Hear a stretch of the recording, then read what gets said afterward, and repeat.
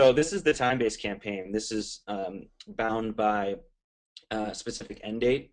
Typically, these are 6 to 8 weeks long, and there's a specific and more concise objective and call to action. So typically, the organization will say, "Hey, we either have an event that we're fundraising around, or we have a very specific objective. We need to raise X amount of money by this time. Can you help us accomplish Y?"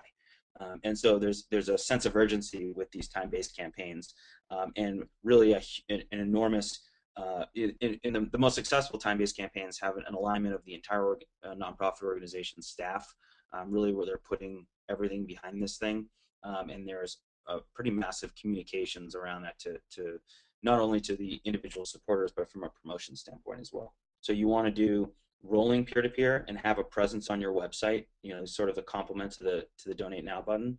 Have a Get Involved section of your website, the My Charity Water, but also launch individual time-based campaigns throughout the year. And this shows, I think, 5 campaigns throughout the year. That might be a little much. I'd actually recommend 2 to 3. So you have it anchored on your website, and that's always there for people in between campaigns if they want to engage with you in different ways. Charity Water actually has the rolling peer-to-peer on their website, and then they only do 2 campaigns a year, and that's it.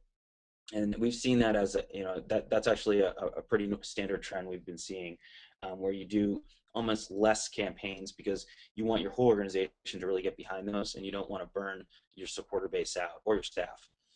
So the best sort of strategy for peer-to-peer is to do both together.